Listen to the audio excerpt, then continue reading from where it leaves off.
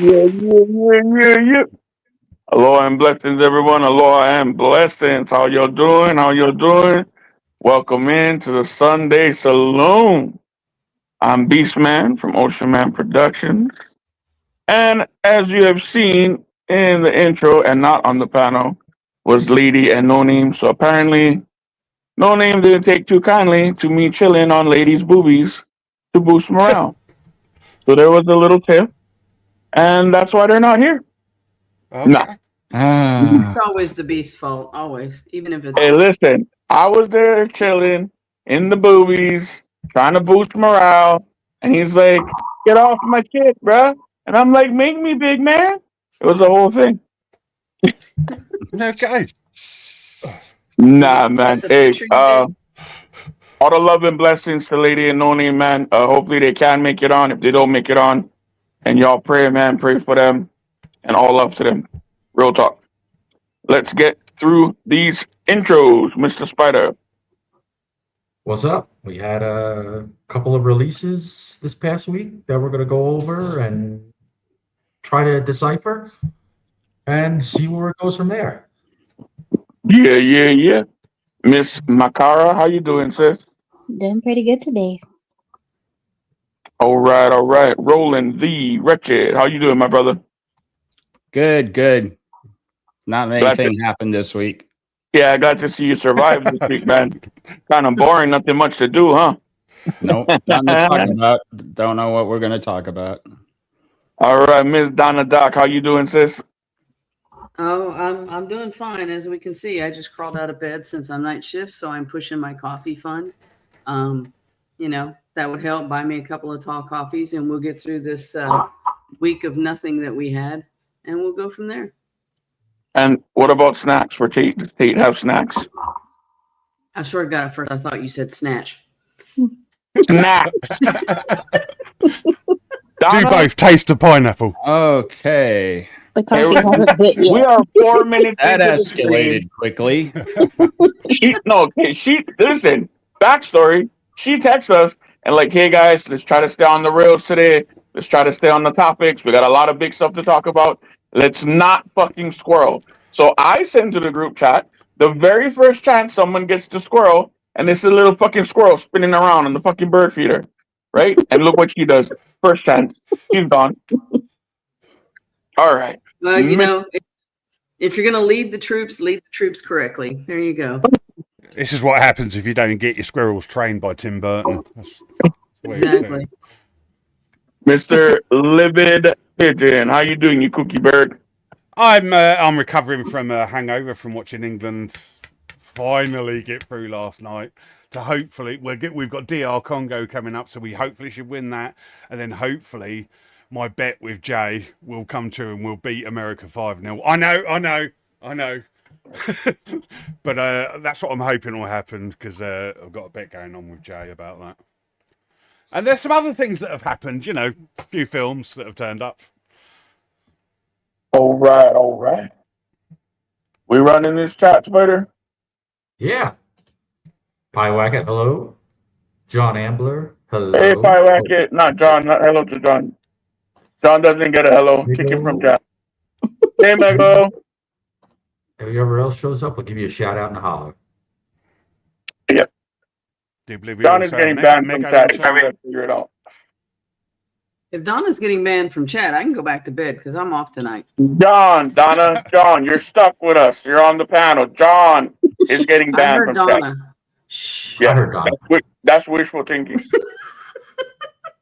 Do you try and leave? I'll slap you with a fish. And Dude, he ain't that playing, was- man. He knocked me dead off of that ice. Bam. Bruh. My only regret is that we weren't fucking streaming Oh, or recording at the time. That was fucking glorious. So we were playing Party Such a Animals. Quick glorious story. moment. We weren't recording. No, we were going Yeah. forward, checking all the T's and dotting all the I's. Wait, we're trying to get shit fucking worked out. So we play a quick game. And Donna is stuck on the ice. And we're like, Donna, you're going to die. She's like, no, I'm just going to stay here. I'll be fine. So she's floating away on her little ice thing. And it looks like she's about to win. Fucking Pigeon smacks her ass, bro. I mean, like, fucking clean with a fish.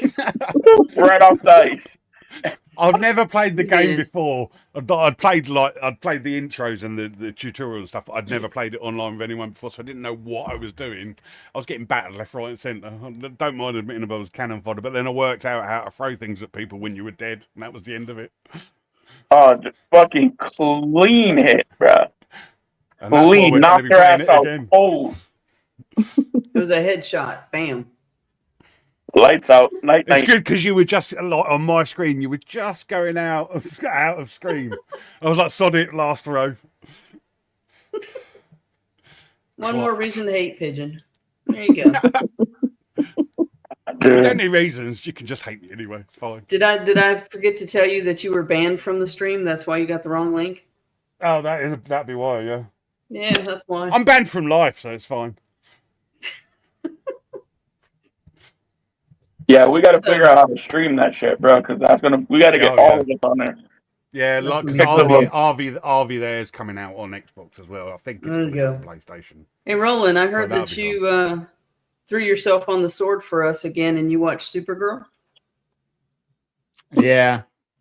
Don't look Somebody's so got to excited, do man. it. This time it was free. So Oh, well, at least there's it at was least Sailing that. the high seas. I Did you not- get the cup? Did you get No, a cup? it wasn't even there. Cineopolis is like one of the smaller chains that I go, and I go there quite regularly. That's because it's close, and they only had like the popcorn buckets. So How many people were in? How many people did you? I have went in to the a hall? I went to a 6:30 showing, and it was about half full. But Okay. I looked at the 9 o'clock after me when I bought tickets like an hour before I went. Yeah. I just jumped online because I knew who cares. I mean, I It's could not like have you walked weren't gonna in. get I in. could have probably walked into the theater and bought Yeah. a ticket at a kiosk if I wanted to. But so I went and looked at the 9 o'clock, the last show of the evening, and there was like one person. Wow. At 9 o'clock, that's bad. Yeah, that was pretty Wow. that was pretty hilarious. I went, oh yeah. Well, have even half fun." full at 6:30 is fucking bad. That's like prime Yeah. post dinner shit right there. Especially in the Well, summer, yeah. Yeah, exactly. Especially with all the kids out, you'd figure you'd have at least like 3/4 or something like that. That's But because they're yeah. all on the screen over watching Toy Story, which is another matter apparently. I haven't seen that, but yeah, that's dividing opinions as well, isn't it? So it's Well, not looking Toy great for Story- summer blockbusters. Toy Story's turning into it's basically going to be an Inside Out 2 / Barbie. Yeah, it's Jesse's. It kind of isn't it? surprised me because I didn't think it was going to go that way. Have you But seen it? it's going that way. Yeah, I saw it. Okay. I didn't have a positive opinion of it. I thought it was basically it's been half and half on intersectional feministic garbage. So yeah. Well, the one thing I kept on hearing is about Buzz Lightyear walking up the aisle, and reversing the roles. I was like that. I think that is a bit weird. Intersectional feminism. Yeah, he was walked up the aisle by Forky. She puts the ring on him, bends him over. He does the leg thing. It's just, and I just wanted to bang my head on my little tray that is attached to my seat. Yeah, but yeah, there was a whole bunch of stuff in there that was just ridiculous. And the worst thing, and this was subtle, but if you're paying attention, Lily Pad is not the antagonist, even though it looks like it in the trailers. The three white girls from her dance class are the antagonists. That's crazy. What? Yep. Like, no, there's no toy antagonist Nope. in Toy Story. What the fuck are they doing? I mean, because you would have thought Lily Pad they were against technology, but yeah, and it isn't even. It's sort of a message about being online being bad, but it's basically just a regurgitation of Toy Story 1, where you have Woody and Buzz being replaced by Jessie and Lily Pad. And it's just their different opinions about how to make friends in modern times. You have one who wants to use the electronic, wants to use social media, and the other one who wants to use toys. And that's all it is. That's basically their dynamic. And like I said, it's strictly a matter of opinion. Now, of course, because it's Toy Story, toys end up being the right choice. Yeah. And that's how she makes friends at the end of the movie and whatnot. But in Britain, they would be the only choice now because our kids aren't allowed to use the internet anymore. Yeah, exactly. Under 16, which is that's another story. But yeah, it was, and it's really subtle. But there's a lot of stuff in there that is just, Jessie rides Bullseye, which is a male horse. Woody and all the Buzzes come up on a bunch of female horses. Wow. And you get one moment, you get one small moment that is like Toy Story, where Jessie unearths this time capsule from her first owner. Yeah. And sees all this stuff in there, and then realizes that her first owner didn't really abandon her, really liked her, and named her daughter after Jessie. Okay. And you get about 5 seconds to actually take that in, and it's kind of a touching moment. And then, like I said, it goes right back to being stupid because here comes Woody and all the Buzzes on all the female horses. Do you think that's because they've given up on trying to feminize Marvel through Disney, and they're now trying to do it through stuff like Toy Story? They're diverting. Oh, they think that's where they're trying to duplicate Inside Out 2. Yeah. I didn't think it was going to work, but apparently it is. I think Toy Story's at 585 or something like that now. Oh yeah, it will absolutely make its money. It's gonna make its money, not as much as it should because it had a ridiculous production budget, and I'm sure the marketing was close to 200 million, so it needs like over 800 million just to break even. But it'll probably get to $1 billion. Yeah, I mean, what else is there Minions is coming out this week, and that might cut them down some. But yeah, I think that's going to be like a lot of people will go to see that, but I think that's going to rely on word of mouth for the second week certainly, because as we all know, when you get something that's far into like number 3 or 4 or 5, it tends to drop in production value. So I think a lot of people will certainly go see it the first week, but the second week we'll see. I've not heard bad things about it. There's nothing really. I mean, online you don't see anything coming up about it. But no, a lot of people like Toy Story 5, but again, a lot of people didn't see. Like, I went with my wife, and I had to point out to her about the whole wedding scene at the end. Yeah, because she wasn't paying any attention. She wasn't paying any attention, and then that's what most normies are just not going to be paying attention to it. They're going to be trying to enjoy it, and they miss all these things. Me, I've trained myself now. Anything subtle, I immediately lock in on it. I don't miss a lot of the subtleties very often, and and boy, it had a lot of subtlety. But yeah, Disney's going back to being a female brand. I think they've given up on the male audience. I think they know that they can't do anything with it, and they're just going to try and convert everything over. Now, the problem is not everything's going to convert over. Hello, Supergirl. Yeah. Well, if they were really going to go towards the female audience again, make it go back to classic Disney back when the Renaissance era before, Tangled was the last romance we got from all that. And they tried to do it with Elemental, but that romance was just awful, and it was an allegory for immigration. Yeah, I can't. The last best Disney film. Oof.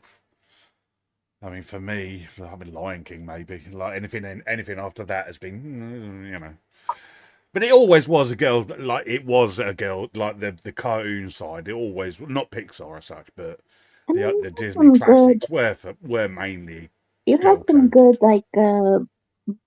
action for the boys. Like you had Big Hero 6. Yeah, it was like 60-40 for girls, and that's fine. That's what Disney has always been. I mean, the Disney Princess Pixar was more for boys and girls, whereas Disney the Renaissance was more for boys watched it too, but it was mostly for girls because it had the princesses and the romance.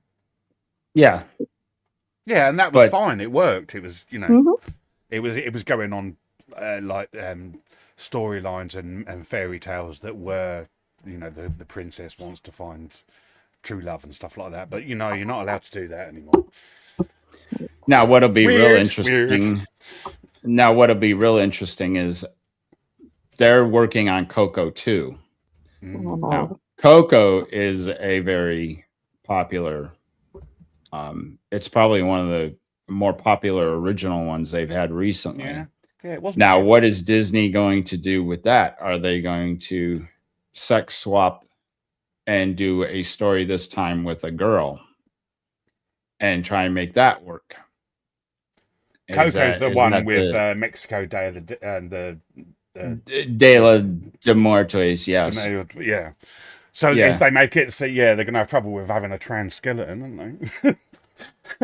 Well, you just question I don't know how you bring the boy back. That story's basically over. So are they going to make it a little girl now and probably try and roll the dice that way?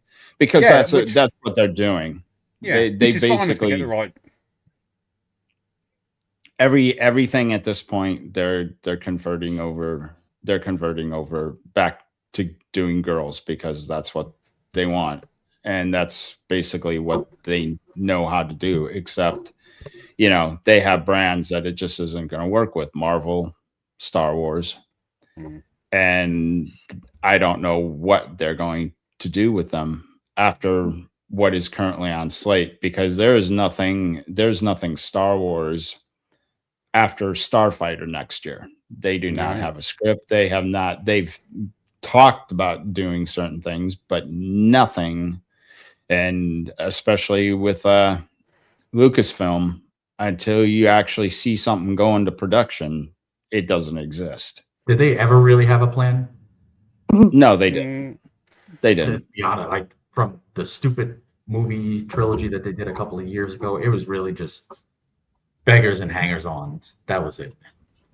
Yeah. Well, the only plan was all the shit they talk about. Oh, we did this and it's great and this and that. All the shows, and the truth is that they know they fucking shanked it.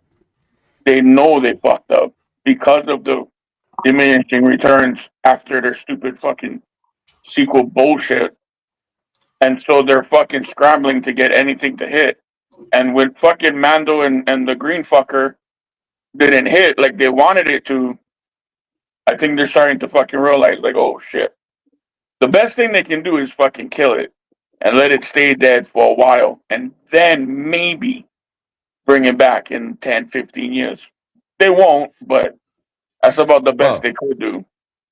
I did a video a while ago about how I would fix Star Wars, and the first thing I put in the video was getting Lucasfilm all in one location and then showing the Death Star blowing up Alderaan.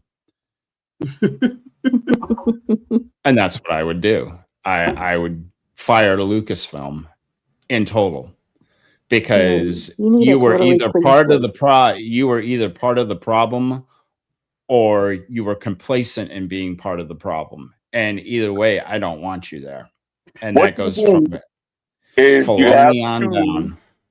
You have Chewie waking up fucking Han, right? And the whole sequel trilogy was the fucking fever dream. That's what it is.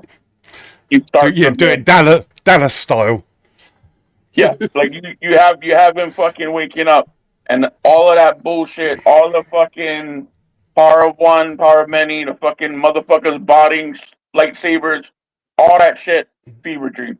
The entire fucking it was something to do with the world between worlds, and it says on his split deathbed, timeline, right? On his deathbed, and you let Harrison Ford die. You let him go out in a proper fucking way, and in his last moment, he tells them, you know, whatever, and they fucking continue, and you go from there. You fucking go and just take off from there. Fuck Ray, fuck that fucking Rose Tico, all the motherfuckers gone. Well, here's the problem. Here's the problem with what you're saying, Beast, is that the only people they have right now are the Raylos and the blue-haired mental patients that like stuff like the Alkalite. So if you were to get rid of that, you have no audience. So you have to do something that will bring that as a transition. Now, I suggested going to the Old Republic. Yeah, it's the one thing they haven't touched yet. It's well written up. I don't like what Christopher Nolan is doing with the Odyssey, but if I could get him to basically not put any bullshit in the movie, this is right in his wheelhouse, because this is some dark stuff. It's some bad times. Yeah. He could probably direct those movies very well. And once those movies brought back the old fans, once they realized, okay, it's safe to get back in the water, Jaws is gone, then you nuke everything after freaking episode 6, after Return of the Jedi, and you go forward from there. Away enough. Yeah, because you got to get the audience. You got to get the real audience back. You got to bring them back. Because it's not going to be easy to bring them back. There are a lot of people. There are probably some of them that will never come back. Like Ryan Kennel, I don't think you could gain his trust back. No, with 100 good movies at this point. He's totally pissed off. He's checked out. He's apathetic. I'll correct that. He is apathetic. He's not mad anymore. He was mad at one point. He's apathetic. And when you're apathetic, you're done. You don't care. But you can get a certain percent. You can get enough people back to make these movies profitable again. And like I said, you start building momentum again. And then hopefully you go back to what made this work, and what makes it work is fathers take their sons to these movies, and then they take their sons, and then they take their sons. And that's how it lasted for so long. Even without a movie, Star Wars was always popular until Disney got a hold of it. And yet there was these huge gaps between the two trilogies. And why was that? Because fathers were still showing their sons Star Wars, Empire Strikes Back, Return of the Jedi. People were still buying the merchandise. Lucas was making money hand over fist and hadn't released a movie in what, 83 to what, 99, 16 years between the Phantom Menace and Return of the Jedi, and he was still making money hand over fist from the merchandising alone. All the merchandising in the EU, and he had the final say and sign-offs on everything. Yep. He knew where on the dotted line and where the bottom line, what it was going to be. And I mean, you've got this massive EU universe because of him. And a lot of it is excellent. A lot of it is very well done.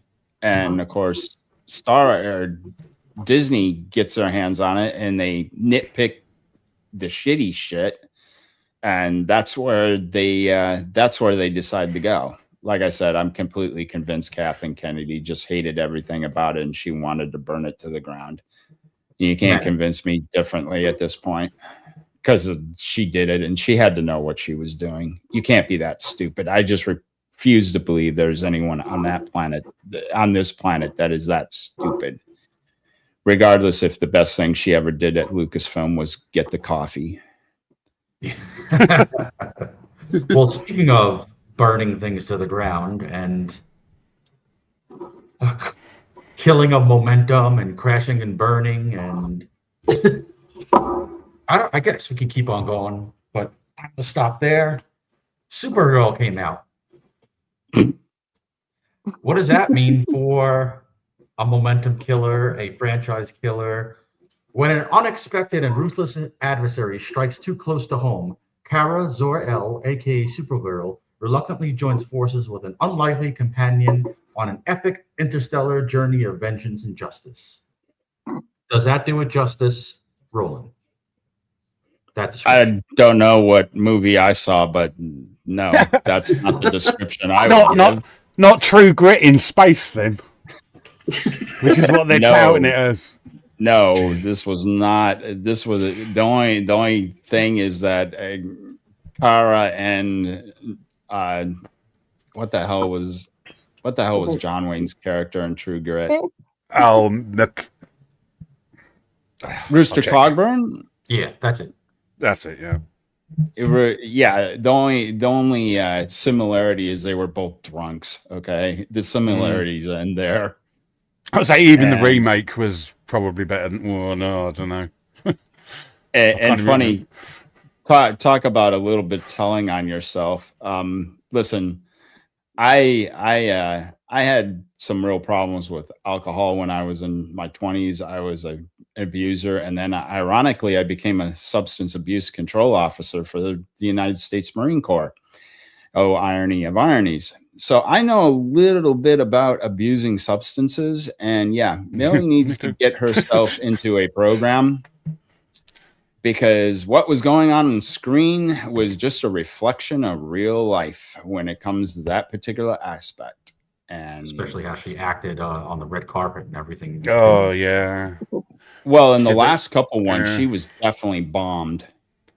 She was plowed. She seemed it. Yeah. No, I'll say it. My partner's 11 years sober, so yeah, I see it as well. We just got to take a quick pause here because I overlooked this. My house is haunted by a ghost chicken. It's a poltergeist, a foul spirit. I'm going to call an exorcist. While we're on cracking joke. That's absolutely puntastic. You got to have at least one good dad joke in the at least once. Unfortunately, that wasn't a good dad joke. No, it was, Casey. It was quite a good one. So where? Oh, here it is, my screen. So I'm a little confused by this audience score here because it seems like most people are hating it, yet it's inflated. No, you know what's going on there, Spider. The only people that are reviewing it are the people that really are the diehards. You're seeing a lot of this these days. I'm trying to remember some of the other stuff recently, but if you were to go through and look at some of these recent movies and you look at the popcorn, like they'll be in the 80s and 90s, and basically the movie was a disaster. Like, go to let's see, what did we really pan? Go to the Mandalorian and Grogu. On Rotten Tomatoes. Yeah, go to Mandalorian and Grogu real quick. I think this may prove my point. Because I'm betting that the popcorn is going to be like in the high 80s. I think the last time I looked, it was 70 something. But that was okay. Well, that would be ago. That would be even ridiculous. Yeah. Okay, here it is. Oh, wrong one. Come on. There it is. 87. That's right in the 80s. Yeah. And and there's my proof. The only people that are doing these ratings now are the people that are the diehards. That's why you're getting ridiculous popcorns. Everybody else is checked out. Everybody else has apathy. I don't do any of these things because I do my own reviews. Anyone that's doing their reviews online on YouTube or any of the other social media platforms, they're not bothering to put a review in here. So it's skewed. What's funny though is that the critics, for some reason, some of them are starting to come around and realize that they have to stop shilling for this shit, or they're going to have no reputation left whatsoever. Mm-hmm.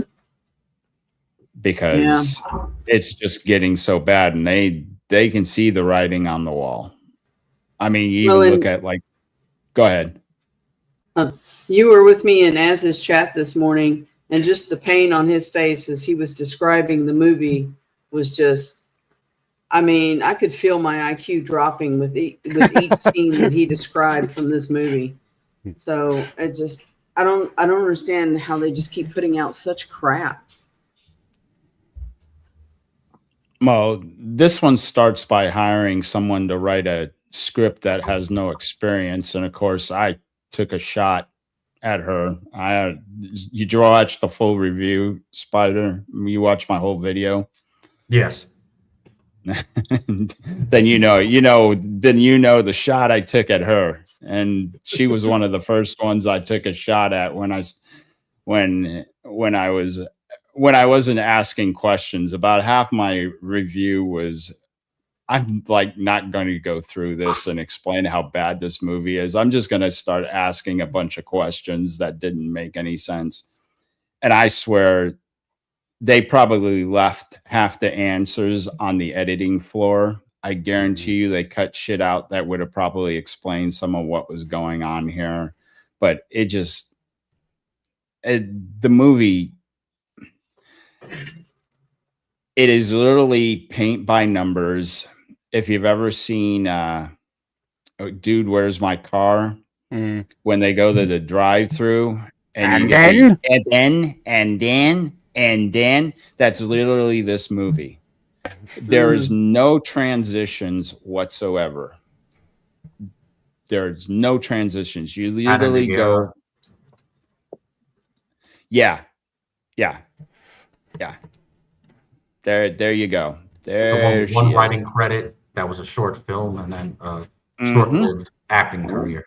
Why is she wearing a nightgown? And actually, the woman I didn't realize it.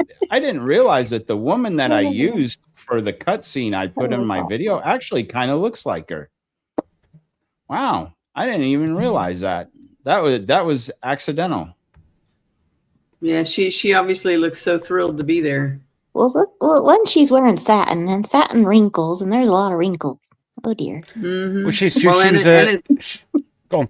It's shapeless and it's cheap and it's Much like the film. She just What are we she just looking threw at? that shit on and was like, "Let's get this over The with." writer for Supergirl. She was in, apparently, because I used to watch it. She was in Vampire Diaries, but I can't remember. I don't know if she was a bit part or I don't recognize her. She does have acting credits. Yeah, she does. I mean, that was the majority of her career, and then she aged out, and suddenly she thought, well, I've been acting in movies and television shows, What? so why can't I write one? Was that the wolf bitch from the originals? Or was I it- don't think what no. was she in Diaries? Are you talking about the Australian werewolf? Yeah, I only watched the originals. He's Originals talking was about good. You're thinking He's Yeah, the of talking about originals Thompson. was really good. The Vampire Diaries was gay as fuck. I didn't watch Yeah, that. yeah, it was.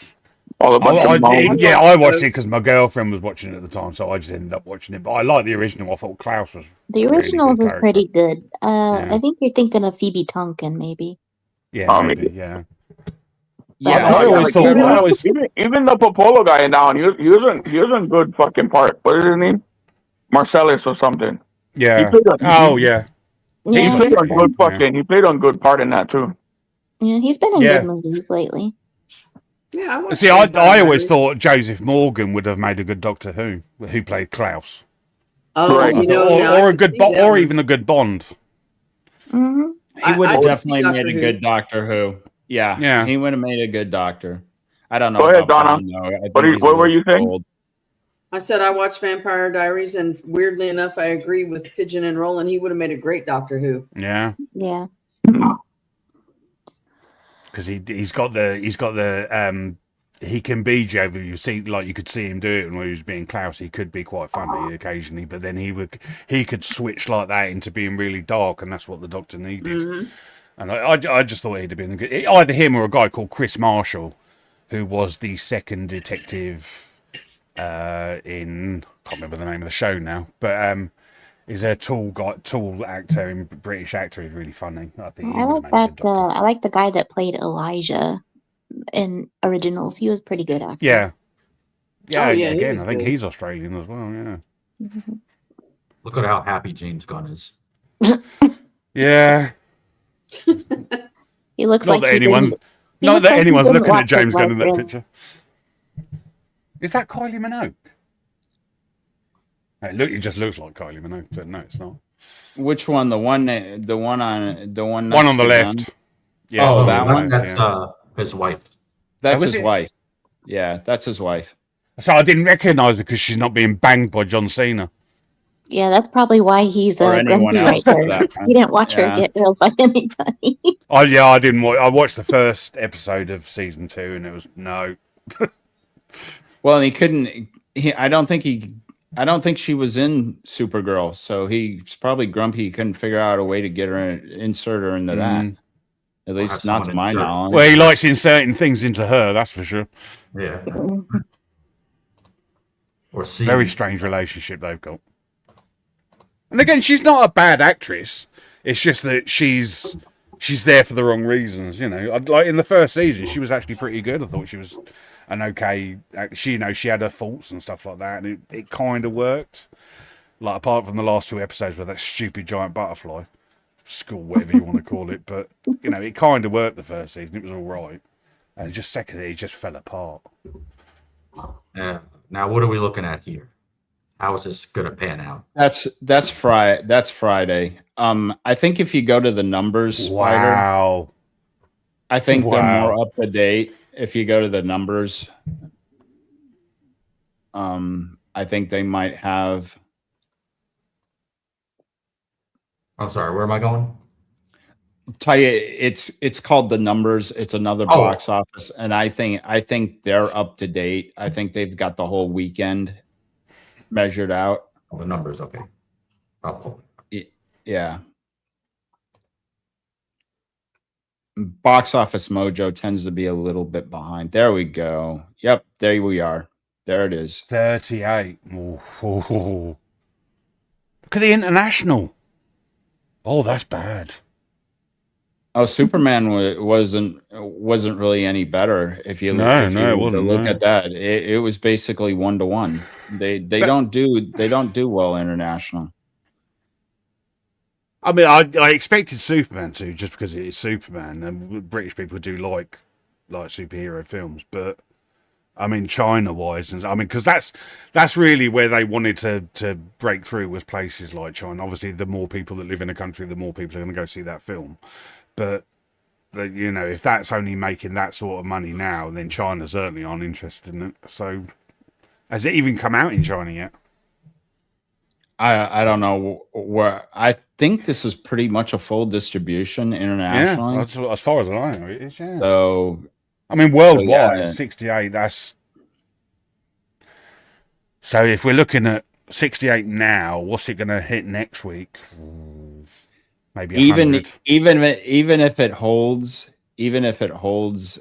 at 50, that would be a $34 million box office, and I don't think it's going to do that. I think this thing's going to hit between 60 and 70. You're going to be talking about next weekend a box office probably in the 20s of millions for the word of mouth is going to kill this, because the word of mouth already killed it. The word of mouth already killed it. Yeah. Where do you think this is going to end, Rowan, number wise? Optimistically, the worldwide probably about 170. I think it'll have about a 2.5x. Yeah, I mean, I was expecting to maybe 354 if it was good, 354, possibly 450 again if it was good, and you know it exceeded expectations. And I don't think it was ever going to make more than that, because it's a Supergirl film at the end of the day. It's not. She's not a main character. She never was. I mean, look at the original Supergirl film. That flopped heavily. I liked it. I remember watching it at the time and liking it. I mean, it's Helen Slater, for God's sake. But, everything I saw was screaming the Marvels, and that's basically what I took it as. It was watching the box office projections continue to slide. And by the way, when they go one way, they don't stop.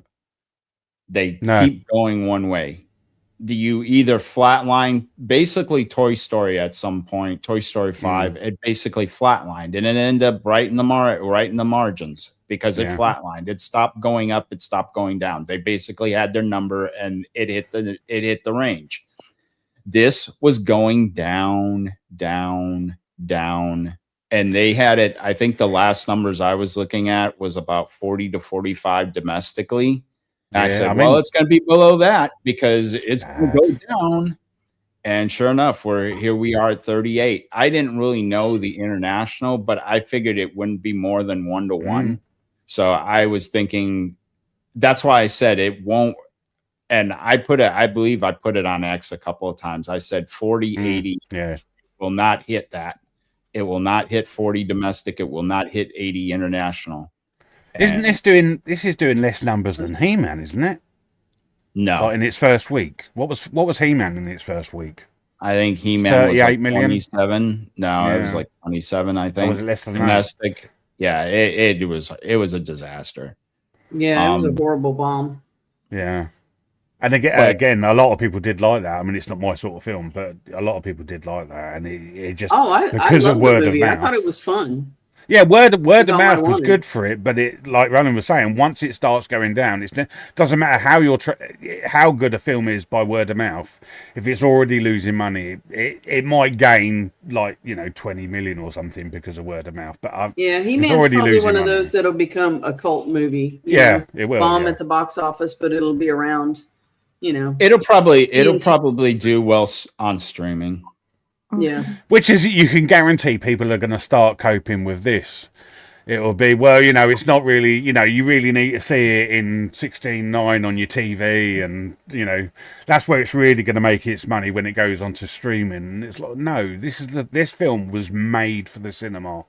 It was specifically made to be shown on a big screen. It's James Gunn's big roll of the dice, really, for DC. I mean, I still don't understand why he made this. What is it, his third film now? Like, if he was really worried, he should have just made it for streaming to begin with. But he intended it or done a small, maybe 3-part miniseries or something like that, or even introduced her a little bit more than he did in Superman, like in the second Superman. have her talk about maybe this storyline in a 10-minute flashback. But I mean, because I haven't seen it, I can't really comment on like the twos and fro's of it. But from everything I'm hearing, I don't want to see this film. Roland hasn't convinced me to see this film because he doesn't need to. He's convincing me not to see it, which is it's another one crazy. of those useless things, kind of like an origin series about Gollum. It's useless. Oh, that's going to be an absolute disaster. I won't ever tell anyone, at least not on purpose, or not. Don't go see this. I what I do is I always give you my opinion, and that's it. Yeah. And you can extrapolate what you want from my opinion. If you think I'm bullshit, well, then go see for yourself. I'm not going to stop you or anything like that. If you believe me and you think I'm being genuine, then hey, wait until it comes out on streaming. Don't see which it is what all. I'll do. From everything I've seen online, and the people we follow, and you, and Az, and people like that, no matter how you can see them as detractors, whatever. We know that they're not because we're in that circle. But everything I've seen, even from people, even like John Campion saying this movie is awful, then what reason have I got to say to myself, I want to go see this? I mean, I was speaking to my girlfriend earlier about this, and I was saying that I usually don't really worry about reviews, but everyone is saying this is bad. And I will now watch this for the sake of seeing how bad it is rather than the film. Well, you got Grace Randolph, Grace Randolph, who was like the target demographic for this, and she hated it too. And looked better in the outfit than Emily Alcott does. Well, and here's the story. Oh, go ahead, Donna. No, I was the thing is, that's just like even the marketing and stuff. If you look at that picture, that's not Supergirl. That's a model modeling a coat. That's not even actually Supergirl. Yeah. Yeah. So nothing in that actually screams Supergirl except the big S in the back. Yeah, I mean that would be a good photo 3 years down the line, if she was successful. You can say, oh, look at this is the edgy Supergirl. You could do that. You could pivot that way, but not as the first thing. I just don't understand why they keep doing this. Well, I used AI to kind of fix the poster and make it more dynamic, and I got so much shit for it by people who probably didn't even go watch the movie. No. And it's like, I just made her more dynamic, more proud to actually be Supergirl. Right here, she just looks like she's hungover and bored and doesn't even want to wear it. So she looks like she looks like she's waiting to pick up a deal. Or to go get in someone's car, if you know what I mean. Mm-hmm. I mean, she's got that look about her, and I think that is what they were going for. Like the messy, don't give a damn, drinking culture attitude of women in the night of the 2000s and stuff, like the British drinking girl thing, and that's not how people see. And the point of superheroes is that you want somebody to look up to. You want somebody to, imitate, to be better. This is a drunken college student. Yeah, and that's fine. You can have that. I mean, Hitchcock did that. You can have that, but then she's got to move on from that. And from everything I'm hearing about this film, she doesn't really. She gets better because of the illness and the sons, but she doesn't then start, become sober basically and start going to, AA and stuff. Which is, I just don't understand why they would make a superhero go through that unless it was just like, fine, if you're going to do that in a comic book or in a series, have her go through that. And we always say that we don't want a Mary Sue that has nothing wrong with them, and okay, fair enough, they've done that, they've made her messy, maybe to try and counter that, but then they haven't fixed her at the end of it. So by the end of the film, I'm guessing she's still messy, but she's then going back to Earth, and she's going to cause Clark loads of problems in the next film. It seems like that's where they're going to go, that she's going to be an antagonist. If they had done it like how in Legion of Superheroes, she comes off, she's fighting Solomon Grundy, she destroys pretty much half the city trying to fight him and take him down, and it takes Batman and Superman to kind of help her. And it's like, and then they're like, she can't be here. Batman was telling Superman she's reckless. It's like, that's how I picture Supergirl being messy, not drunk all the time off her butt and just no regard for anyone. It's like, okay, so what did he do? He took her over to the Legionnaires to learn how to be super, but also to be with people who she could get along with. And at first she was hesitant, and then she was picking fights with Brainiac. And then she was, that's a good story to have gone on. Yeah, she's got a learning curve, Mhm. basically, and it doesn't seem like that's what she's got here. She's just, she's drunk and then she's not. She's not learned anything from it. She's, No, it's just a part. There's no character growth, and see what they're going for. What they were trying to go for here is they wanted her to be an anti-hero. That's exactly what they're going for.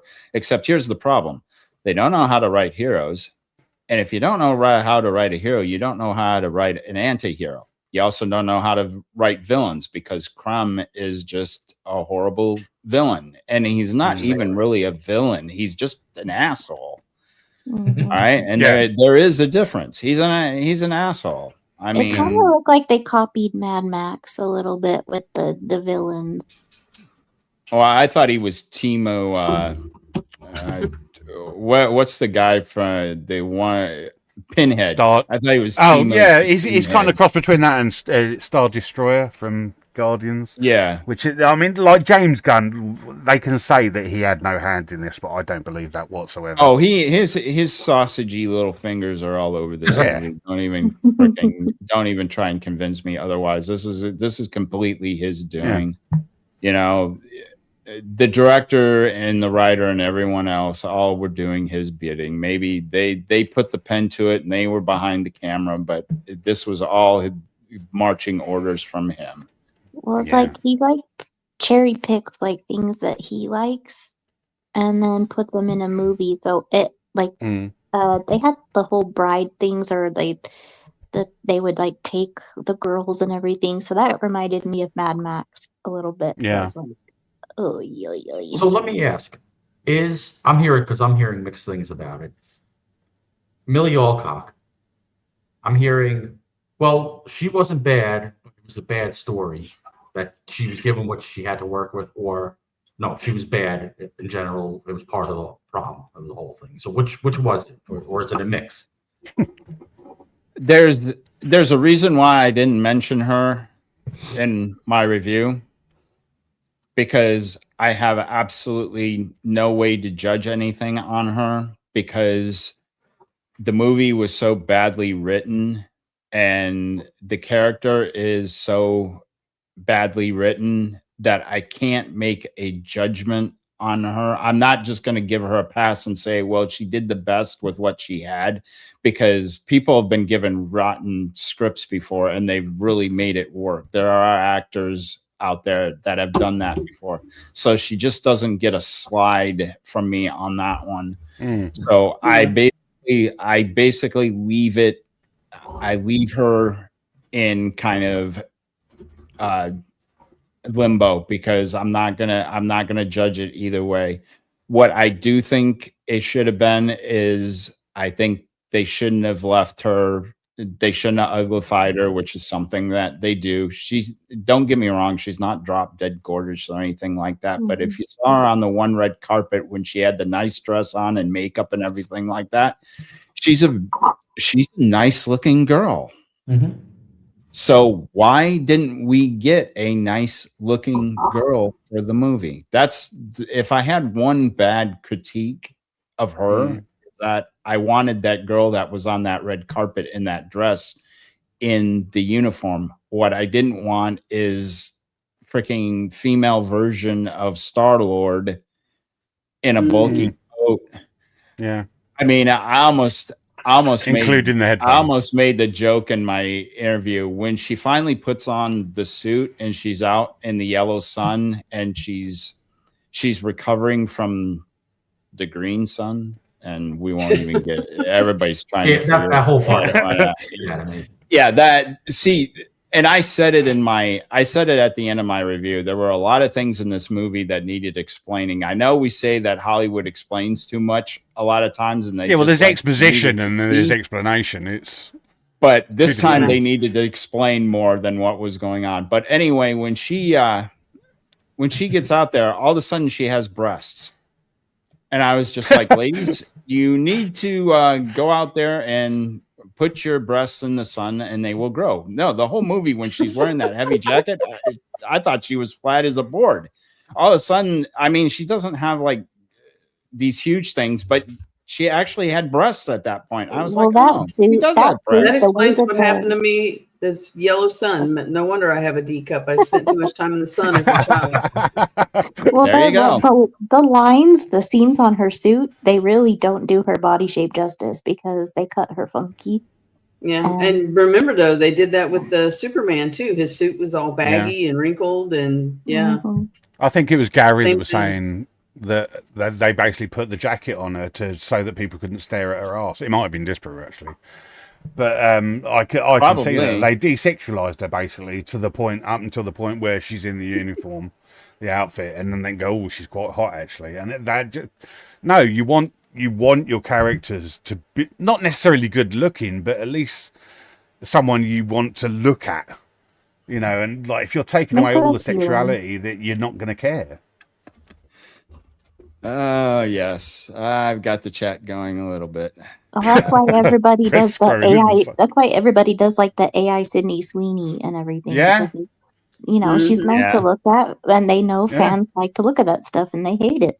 Yeah, Bugle Daily does the best memes of Sydney Sweeney, and some of the things he puts out there are just like, yeah, I want to see that. You know, Sydney Sweeney as Black Cat and stuff like that, and you're like, why won't Hollywood do it? I don't understand why they desexualize women all the time, and yet they're okay with Thor standing there with absolutely no clothes on, because that has to be in a scene. It's like because it's the people that are in Hollywood do not like attractive women because they're intimidated by attractive women. They like attractive men, is what you're saying. No, they like soy men that cry all the time. Yeah. I like to put men in dresses for some reason. The thing with Sydney Sweeney is she knows, she's self-aware of it too, that she doubles down on it. She's like, you know what? I'm going to put out my own lingerie brand too. Yeah. Yeah. And now she's just laughing to the bank. Well, she put out her own like, I'm going to do a serious film with that Chrissy, and it absolutely bombed because she wasn't playing. I mean, she was playing the opposite of what she is basically, and she's realised from that I mean, let's face it, she's not the greatest actor in the world. She's just a fairly good actor. She's just got assets. Right. So, and she's just gone back to leaning into that, like you said, they're doing the lingerie and just accepting that she's liked for being a bombshell. I think she enjoys that a lot of people. Fucking Gal Gadot, I tell you that right now. Yeah, girl can't act for toffee. She enjoys that a lot of people are on her side. She knows how to do it. So now that she knows, hey, I got all these fans, I'm gonna give it to them. I'm gonna give them what they want, and it's doing great for her business. Like people need to do more of that. Yeah, I think it's starting to very slowly drip back to that, you know, to having female bombshell characters. I mean, we especially me, Rohlin, and like anyone of our age, we grew up with the Gina Lollobrigidas, the Sophia Lorens, I could name 20 that were just terrible actresses, but you liked them for the body. Marilyn Monroe was not the greatest actress. Marilyn Monroe is a horrible actress. Yeah, she was and everything. Terrible. And she wasn't really that pretty, but she had a great body. Yep. And I'd say that about Sydney Sweeney, and this probably will annoy chat a bit, but she's not the greatest looking girl. She's an okay looking girl, don't get me wrong, and with makeup on she can look beautiful, but without makeup, she just looks normal every day, you know, normal every day, 7, 8 out of 10 if you want to grade the girl. But, she, you know, with makeup on and with the right outfit, she looks stunning, there's no denying that. And I just... why Hollywood have to just desexualize women, I don't understand. And they're doing it with video games now as well. It's like, I don't mind so much the Fable thing, because Fable, you're supposed to be ugly and stuff. But, you know, who is it? The Kirsty Atwell, she's in Fable, and they've just made her look ugly. And really, you know, like you've got an absolutely beautiful woman. Just because the game is ugly and it has ugly characters doesn't mean that every character, especially someone who is beautiful, has to be ugly in the game. But They just they don't learn and they don't listen. And you would have a gold mine with her as Tomb Raider. Oh God! Well, yeah, maybe 10 years ago, maybe not now, but yeah, certainly 10 years ago. Yeah. Mm-hmm. And Millie Alcock. She's not Sydney Sweeney beautiful, but I think she's a very good-looking girl. Oh yeah, she is pretty. I didn't see her in House of the Dragon, but people liked her character and felt that she was competent and did a good job. So I can't speak to that, but Yeah, I mean, that's something to go on. you I okay. think She was a much she's younger. overglazed, but she's not fucking horrible. She's not horrible. She was decent in House of the Dragon. I didn't care either way, really. She's not Rhaenyra in and of herself is not one of my favorite characters. Kind of wish she died early on. Obviously, she can't. Yeah. Oh, you ruined it. Talking about you Game have of to Thrones. wait a while for that one. Well, they all. I mean, I want them all to die ultimately, but I still like some of them. Yeah, Matt Smith is terrific. Spoilers. And Patty Constantine is really good. Matt Smith and Patty Constantine are the reasons to really watch it. Yeah. Oh, that that throne scene when he's walking up and his crown falls and Matt Damon comes in. I called him Matt Damon again. And old boy comes and picks up his crown. That was a heavy fucking scene. Mm-hmm. Yeah, heavy lost crown. I could because Game of Thrones I only watched up like a little bit up until this. I can tell you the episode I stopped watching on, which was Tyrion Lannister was in prison and he was on the cliff. The prison was basically the cliff. That was the last episode of Game of Thrones I watched. So that was the first season. Yeah, as I say, I don't even remember where exactly I finished watching it, but that's pretty much where I stopped watching it. I just fell away from it again. I had substance abuse issues, so I was more interested in other things at that point. So I fell away from it. So House of the Dragon, which I know we're probably going to go into, is something that I've had not really any interest in. But then Night of the Seven Kingdoms, I thought was probably the best show of the year. So, and I've got no real background to where that fits into House of the, into the Game. It's right in between them. Yeah, it's right in between them. Yeah, but as a singular show, the point is I didn't have to really know anything about the shows to watch that, and it meant that when certain things happened in that, they were a shock to me, and I loved that show.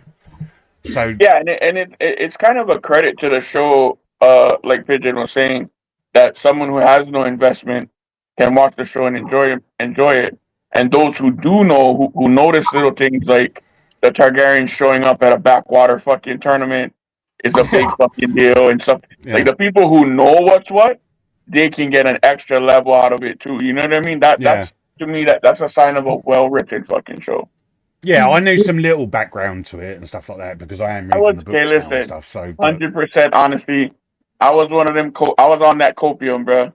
Yeah, into like season 6, and then like season 7, that I was like overdosing on fucking copium. I'm like, it's okay, guys. It'll be fine. We can fucking do this. Well, that's why I didn't go back into watching it. I mean, literally until she's burning all the fucking small folk at King's Landing, and I'm like, just fuck this. I'm done. I cannot do it. That's how far the copium carried me, okay? That's how invested I was. That's how bad I wanted it to fucking go, go good. And yeah, so I was like, yeah, I watched every episode. Yeah, I think most people said, like from what I've seen other people talking about it, is season 7 that did it for them, and then onwards, season 7 onwards, it was just downhill and downhill and downhill. Yeah, so like, even from like they said, like, up to season 5, fucking solid. Some of the best fucking TV ever fucking made. 6, you're getting kind of shaky, right? 7 and 8, yeah, you fucked it. Okay, you shanked it, left it out on the street bleeding. So as someone who hasn't watched it all, do you recommend watching it up to sort of the end of season 5 and then just stopping? 5. Yep, cut them off right at 5. You done? I might stop at 4. 5 in my. Okay. George left after 4, and you can tell. George, he was watching the first 4 seasons. He was holding their hands and everything like that, and then he basically went, after that, and You didn't care for 5? You didn't like 5? 5 They is take way too many creative okay. liberties. 5 is okay, and that of course is the last book. But you could already tell that they were kind of George Lucasing prequel at that point, and then it just goes completely haywire after that. Once they don't have any books, they're just completely lost, and that's basically what happened. But I don't know. Maybe watch 5. I mean, I guess it's all right. I don't think you'll like be throwing things at your television, but yeah, definitely stop at 5 because after that, it's just no more than 5. No more than 5. It turns into hate watching. Okay, so from that, let's go to the next side of it. House of the Dragon. Do I need to know anything about Game of Thrones to start watching House of the Dragon? Actually, no, because one of the biggest spoilers for House of the Dragon is in Game of Thrones. You kind of miss it if you're not really paying attention, but it's from a character that you kind of pay attention to because he's a real fucking prick. Yeah, I know some of the background, obviously, because again, I watch to the same people. I would say, I don't know, Roland. I mean, I leave that to y'all. I would say no. I would say you could definitely follow along with a basic so my thing is Game of Thrones like permeated the entire culture, like everyone knows kind of a little bit about Game of Thrones. Like everyone has like kind of a basic understanding, and with just that little permeation to the entire culture, you should be fine watching House of the Dragon. Okay, that's my opinion. House of the Dragon. House of the Dragon is not. Watching Game of Thrones does not help you at all. Watching House of the Dragon, except very, very rarely. They have a couple of things in there that they talk about what happens during the House of the Dragon. But you don't even need to, because it's just like callbacks and stuff like that. This happened, and then you see it in the television show. So you'd actually be skipping some spoilers if you just watched House of the Dragon. And the first season is excellent until the last episode, and then there was one thing that I just wanted to beat my head against my keyboard. I won't spoil it for you, but overall, the season is really good. Season 2. How the fuck do we talk about this episode that just happened without spoilers, man? All right. The whole fucking thing is spoilers, man. I mean, you can spoil. It's fine. So season 2 was, correct me if I'm wrong, Roland, but this first episode we just got was supposed to be either the penultimate or the final episode of season 2, right? Yeah, it's basically season 2, episode 9, and the reason why we didn't get it is because the Film Actors Guild, and you can figure out the acronym for that, right? Went on strike. So I won't say it, but if you do a little thinking in your head, you get where I'm going. So this was supposed to be season 2, episode 9. Right. So this is the cap that we were supposed to get to season 2, because at the end of the last episode of season 2, you're fucking pissed because there's no cap to it. This is the cap that we were supposed to get on season 2, and we didn't get it. Episode 8 was basically moving all the chess pieces into position, and then episode 9 was supposed to be the first major engagement. Execution of the plan. Actually, they cover one thing far more than they cover the other, because they kind of gloss over what happens in the Riverlands, and I thought that was kind of funny because that actually to me was a bit of a big deal, and all we get is like about 40, a minute or 2 tops. So listen, this is my whole fucking thing, okay? Listen, Beast Rat incoming. Everybody, grab your popcorn and fucking pay attention. So we spend like the lion's. Okay, I may be over exaggerating, but it felt like the lion's share with this little black bitch, right, on her wild fucking dragon, where she had no fucking business flying into fucking battle. Spoilers coming. You guys should have fucking known better. Okay? So she's with this fucking dragon, okay? She knows fuck all about this dragon, okay? About how it operates, about how it moves, about how it behaves, everything. Now, all the other dragon riders, if you notice from the other shows, with the exception of the three fucking bastards, right? The Popolo guy, the drunk, and the fucking knight, the blacksmith or whatever the fuck he is, they all have a connection with their dragons. They spend time with them. They learn their little intricacies and shit before even fucking attempting to fly their fucking dragons into a full-scale naval battle. Okay? There is an entire fucking naval battle going on, and this dumb little bitch flies this wild fucking nuke. Basically, is what these fucking dragons are, is fucking nukes in this world, right? Drives this wild fucking nuke into this major decisive fucking battle and just wrecks every fucking. Okay, she's burning her own fucking people. I don't know if she I don't set think a that's fucking her drift because mark. that one looks like it's got a saddle. She doesn't have a saddle. Yeah, no, and we it's won't even get into that. I'll talk about that one in a minute because I can sort of relate and I can tell you sort of. Yeah, okay, here's another thing. Look, I just gonna keep going. This motherfucker. Okay, this guy, Corliss, right? Corliss Valerian, whatever the fuck. I'm not good at names.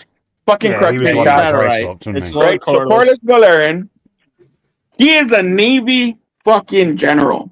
Okay? This guy made his name, right? The Sea Snake by winning naval fucking battles. Okay? I'm not a boatman. I do not go on boats. Okay? But I am from a water-faring people. Okay? And I can tell you, you don't wear full plate fucking armor on the fucking ocean. Okay? You will drown in 4 feet of fucking water because you cannot fucking get up. What the fuck are you doing wearing full plate fucking armor on a fucking ship during a fucking sea battle? You fucking idiot. What the fuck are we doing? What are we doing? But you gotta remember the other side is just as retarded. You gotta remember Tywin Lannister gave the Triarchy Lannister armor, so they're all armored up too. So they're all retarded. And here we go. And the reason why he Faring, John. The reason why he brings it Hang on, Roll, in 2 seconds, because you're gonna make your point. Faring, you fucking high school dropout motherfucker. I love you, John. By the way, you my brother. But you high school dropout idiot. Faring, seafaring, okay? Not fairy, like you, motherfucker, okay, with your Lex body pillow. Faring. Thank you, John. Love you, brother. Fair enough. Okay. 2 characters during this episode both go overboard in their armor. Oh, no. One is Corliss. The other is Tywin Lannister. And spoiler alert, neither one of them drowned. Jeez. Was it shallow water, obviously? Fill up to the waist. And this harkened me back. This harkened me back to the season. No, they're both. If they follow the book, Tywin Lannister does not drown. He survives. I know. Okay, so I know the Popolo guy too. Corliss survives. Corliss survives too, and we already saw it in the preview. If you watch the preview, he swings his sword in his fucking armor. Rich is fucking already, Lord. That's fucking stupid. Like, at least the Popolo guy, his son, right? The Bolead guy. At least, like, they showed him struggling and, like, ripping off his fucking armor as he's going down because he know he gonna fucking die. And then when they show him again, he only has the Gabon or whatever it's called. He only get the padding on. So at least there was that with that. I was like, okay, I can let that one slide. But when they show fucking Corliss washing up in full plate armor, you don't wash up on shore wearing full plate armor, you fucking clown. Okay, going back to Game of Thrones, season 6, I believe it is, when Jaime Lannister charges Drogon and gets knocked into a lake, he's in full armor, but on top of it, he has a little extra handicap. He has a gold hand that probably weighed about 40 fucking pounds. Oh, yeah, you're not coming out of that. And by the way, swimming with one hand is bad enough, but swimming with one hand and then the other hand's gold, yeah, he should have went right to the bottom of the lake and never came up again. Yet somehow he swam off. And by the way, I had a friend, we were watching this, and I basically lost my mind during this episode. And he's like, well, what's so hard? You tell me you couldn't swim in armor? No, I'm telling you couldn't swim with a fucking gold hand that weighed 40 fucking pounds, you dumbass. He'd swim downwards like Superman would fly upwards. That way. Exactly. You go straight to the bottom. I mean, it was one of the dumbest. It was one of the dumbest things on the show ever. No, but no realm of believability. No, none way. Total destruction of suspension of belief. And here we are again in House of the Dragon. They've made the same mistake. I don't know why. And they doubled down because now it's 2 people and they'll drink. But the go back there, that's Rhaena, and to expand a little bit on what Beast was ranting about.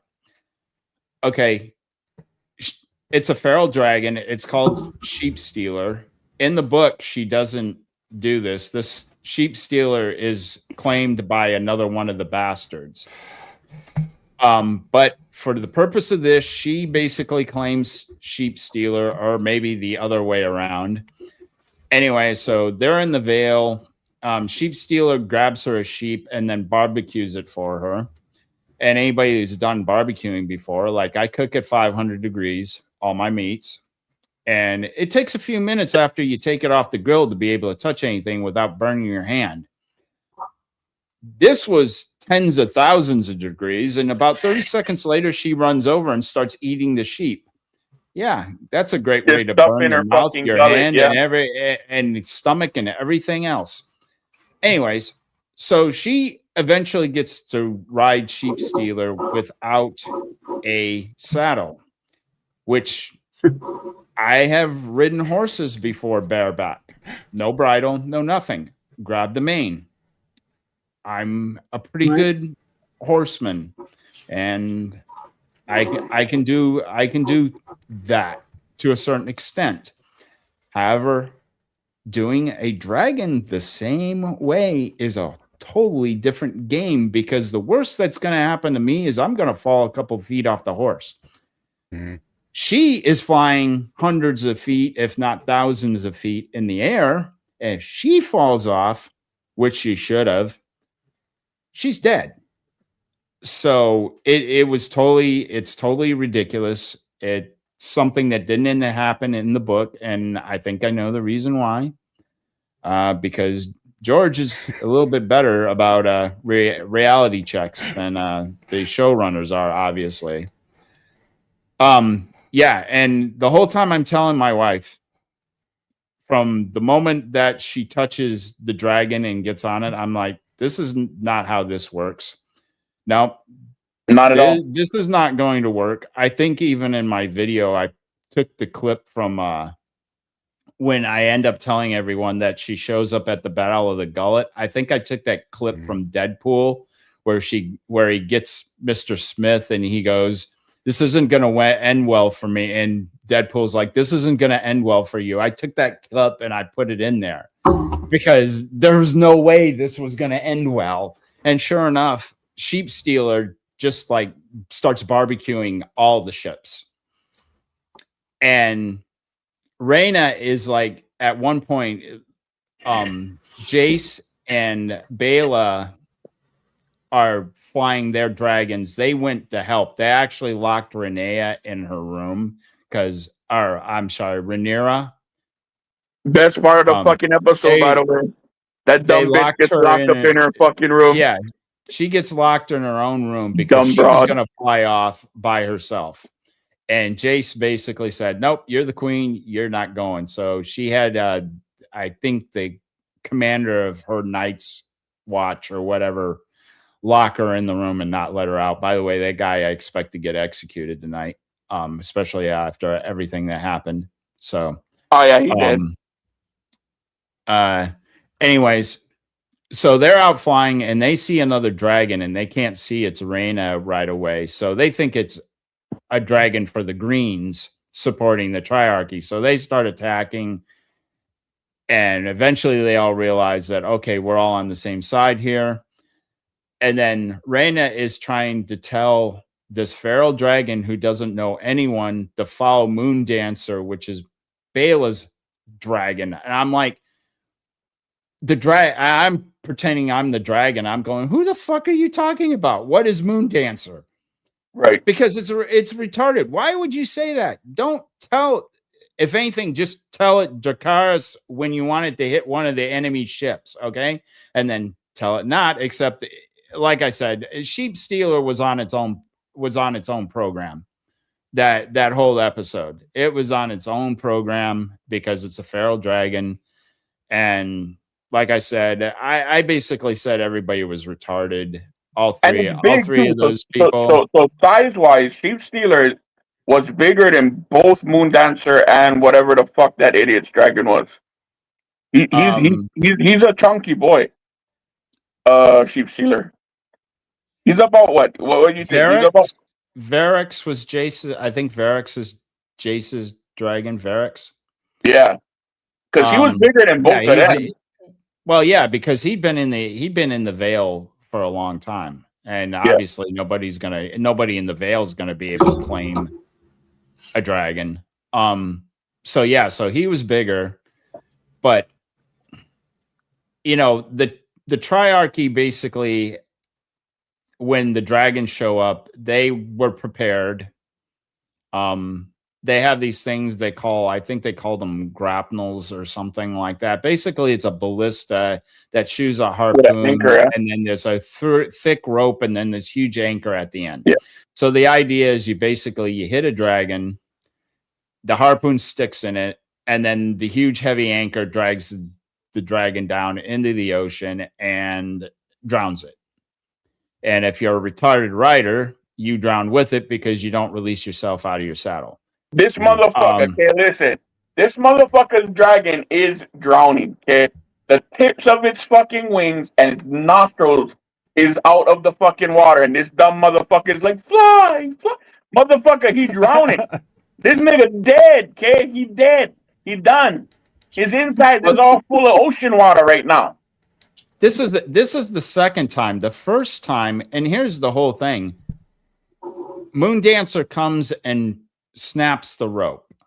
Okay, why didn't you just breathe fire on the rope? Why did you have to go ahead and go break the rope? You could just barbecue the rope and it would snap. Mm-hmm. So that's part number one. And when Varix gets hit a second time, same thing. This time Moon Dancer doesn't break the rope. Varix goes into the drink, and Jace barely. And by the way, Jace is carrying a sword. Why don't you just cut the rope with your sword, you moron? But anyways, so Varix dies, drowns. Jace barely frees himself in time from the saddle because you're like strapped in, so you've got to like release yourself. And then he like swims over this piece of debris and gets shot 3 times by the Triarchy bowman on a ship. And I'm like, well, retard, you got what you deserved. So he dies. And yeah, that's going to be the reckoning for this episode tonight. There's going to be a huge reckoning for that. Basically, the Battle of the Gullet was a tactical draw. The Triarchy basically lost about 2/3 of their ships. I don't even know how many Lord Corlys lost. Driftmark was set ablaze. That was his home. Okay. Roland, you're a ship guy, right? You like the ships and stuff. Yeah. So, correct me if I'm wrong. The ship, the I'm just gonna call her the Butchie, the fucking Trinity, right? So the Trinity ship was chasing the sea snake, Corliss, right? And she has Correct. so it's obviously it's built for ramming. I know what ship ramming is. One, it didn't look like they had enough speed to do the damage that they did. And two, it didn't look like they had enough weight to their ship to split the other ship like they did. That looked fucky to me. Was that fucky to you? Did that seem off to you? You know what part I'm talking about, right? Yeah, no, I know exactly what you're talking about, and a little. You're somewhat correct. There wasn't enough. There wasn't enough distance, and Yeah, they and were rowing. because they They were just came rowing out of too. the whatever that was, the pat, right? That fucking The narrow passage that she should have never been able to sail through, because right. I don't give a flying fuck if you're watching Lord Corliss sail through there. He barely got through himself, and he's the expert. You can't like just go, oh well, he went that way, so I'll go with that way Follow too. the No, that's follow not the the wake, fucking. Roland. Yeah, That was no, her exact words to her fucking nav. And it's not like she I was don't give a navigating fuck. her ship like how No. Corliss had to navigate his ship. She was just told, "Oh, just follow the wake." Fuck off. Should have been Fuck off. should have been trapped in that. It should have ran aground in that passage. I forget what they called it, but yeah, his plan should have worked. They should have wrecked all those boats, and there was no getting out. And that was, of course, when Thailand's telling her not to go in there, and that's when he gets dumped into the drink by her. So what do you think is going to happen in the next tonight's episode? Are they just going to wrap up what happened, or are they going to continue the battle? well, what we haven't discussed yet is what's going on in the Riverlands, and it may come to a head this episode. And basically, the Tullys with Daemon basically trashed the Lannisters. And then picked up the Greybeards, right? The Starks came in. Right. And then they picked up all the Greybeards, yeah. The retreating Lannisters ran into the Starks. And Daemon's command was to pursue the Golden Lannister, which is basically Jason Lannister. Well, when the Starks show up as a proof of loyalty to Daemon, they throw the head of Jason Lannister to Daemon. So they already took care of that. The Lannister army is pretty much toast at this point. You see how much more interesting? Sorry, Roland, I know I keep interrupting you. Fucking irks me. Do you see how much more interesting though those little bits we got was than this fucking dumb broad with this stupid fucking sheep eating dragon? Like, wouldn't you have loved to see more of that than this stuff? Because half of the time, okay, the part we talked about is when she finally hopped up on this motherfucker and they went to go fuck off in battle, right? That is a small part of her part in this show. Majority of it, she's sneaking around the rocks and fucking watching him and doing dumb shit. Like, fucking hell. I know why, Beast. I know you would have liked to seen the fight between the Tullys and the Lannisters. That's what I'm saying. The reason is because the CGI to do that probably would run them over budget for that episode. They've only got, it's the same thing we heard with Game of Thrones. Why we didn't get as much of the direwolves, why we didn't get as much of the dragons, yada yada yada. It's because you only got X amount per episode to spend on CGI. Now you still have Kristen Cole and I think it's Allison's brother. I can't remember his name. He's a high tower. Anyways, you still have that army that is waiting for Aemon to show up. And this is funny. The whole plan's gone to shit at this point, because the 3 new dragon riders, Adam O'Hull, Ulf White, and Bran Hammer, is that the other guy's name? they were supposed to be waiting at the Isle of Faces, except they got all freaked out by Allison Rivers and one of the guardians of the Isle of Faces, which is, I think they're called green men. They're like half deer, half human.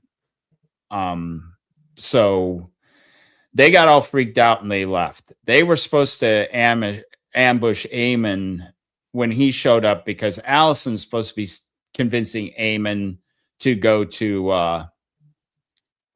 Harrenhal and basically kill Daemon and his dragon.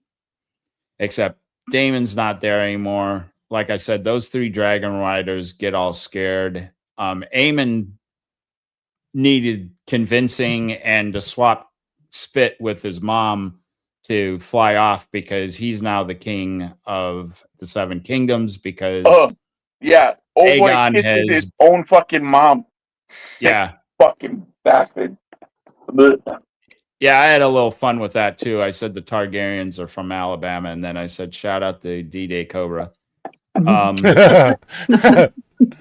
also played a little bit. I also played I got a clip of dueling banjos from Deliverance.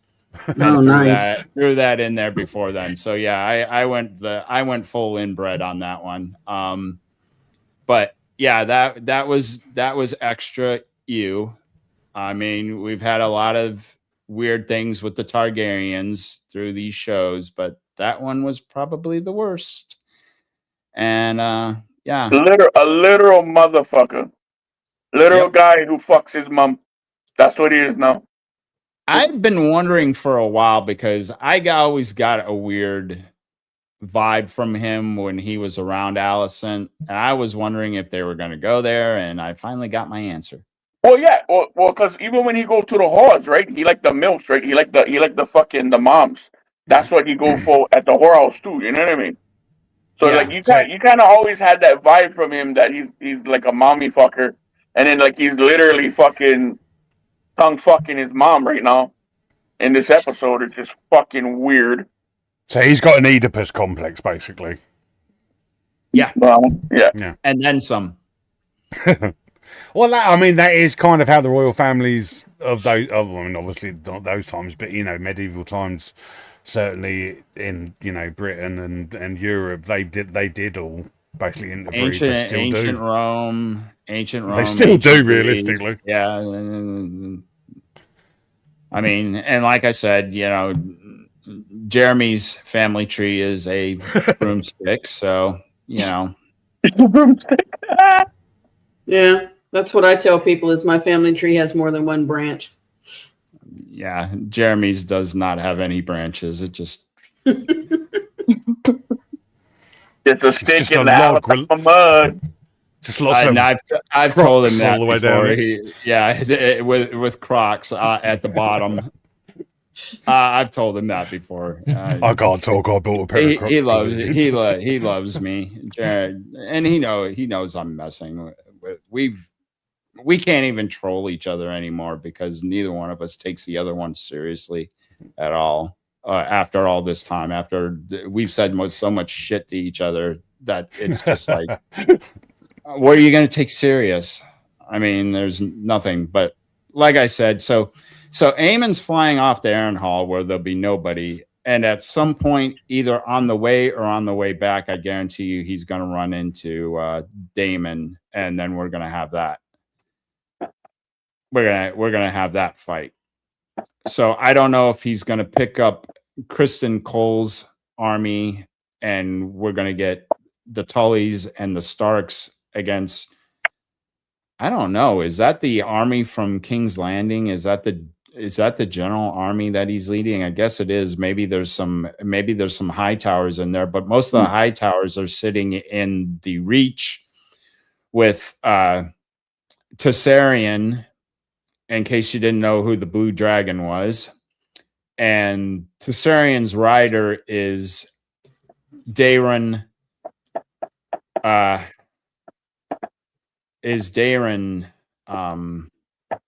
Targaryen.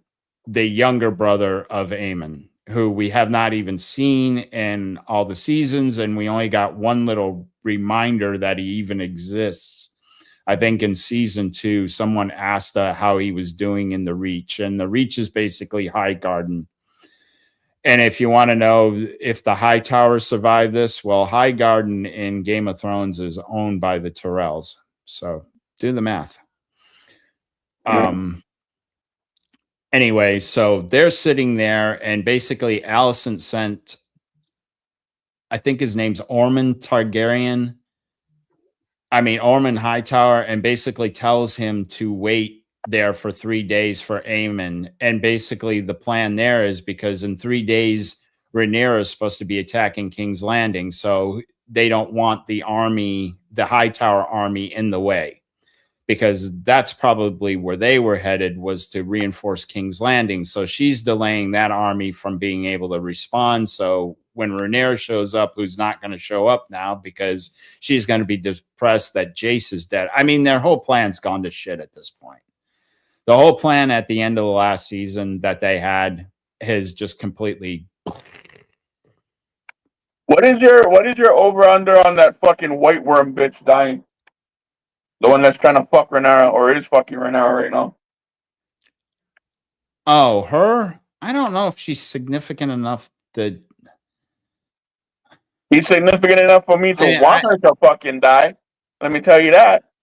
I fucking hate that, bro. I mean, if Daemon finds out what she's been doing, he might kill her. We can only hope. But he's got to actually make it back there. I don't know if he's gonna. I don't know if he's ever gonna make it back to Dragonstone. I have a feeling that we're gonna get Daemon and Aemon's fight, and this is the fight I've been waiting for ever since last season. Yep. Yeah. So I have a feeling we're gonna get that, and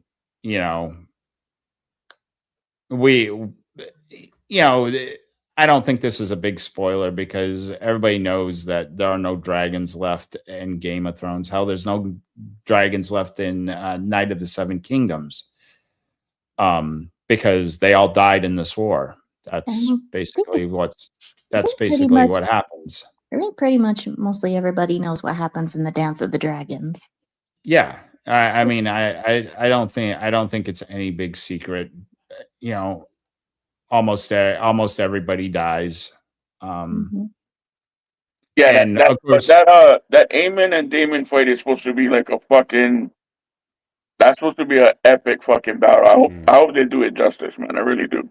Mm-hmm. Yeah, I mean I think that's what everybody that's watching the show is chomping for that. And just to cover the only people, the irony is Larys Strong has, and I don't get this because this guy is like, I don't like him.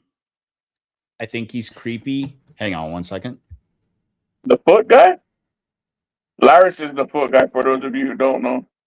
Motherfucker likes yoking his bird to feet. It's fucking weird. Hey, listen, the weirdest thing I've heard about Game of Thrones. I don't think shame, bro. But yoking your bird to feet is fucking weird, bro. Shout out Kata, Khalil Too Short.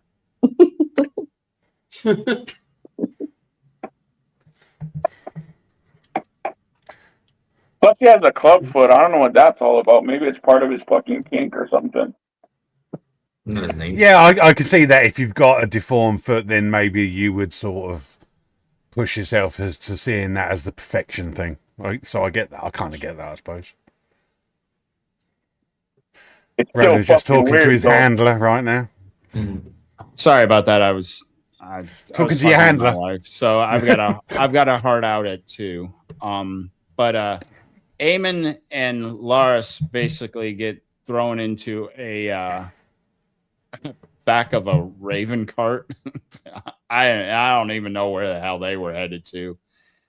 And Larys basically has to convince Aegon not to give up. Aegon's like fucking had it at this point. He doesn't have a penis.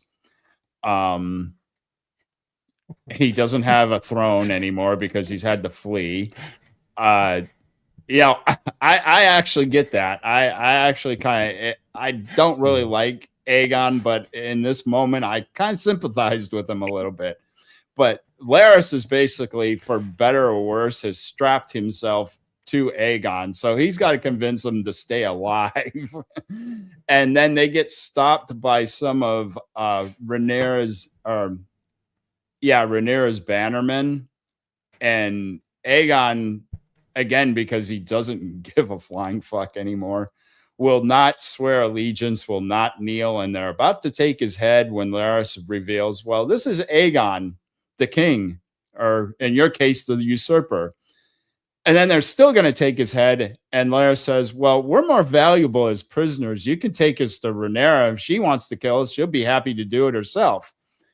So, and that's all we get out of them, is just that little scene right there. By the way, the two people that were driving the cart, Larys just said, well, they don't matter. And the bannermen for Rhaenyra kill them like short and sweet with the old sword to the back of the neck. Yeah, he was just, I mean, that was a clear play for time, though. Like, he needs time, because if they die, then game over, right? So he had to reveal who Aegon was in order to buy time. And I think you kind of see the fruits of that in the end of the preview of the next episodes. Yeah, you see that. Yeah, and that's exactly what he was doing. He was buying time to figure out some way out of this, man. Larys, he's not a dumb person by any stretch of the imagination. He's like Littlefinger. He's evil asshole. Yeah, he's like a Littlefinger. He's a complete and utter asshole. I mean, he killed his own family. I mean, that takes a special type of person right there. Yeah. But he's basically buying time. You know, you can tell he's trying to figure this all out. And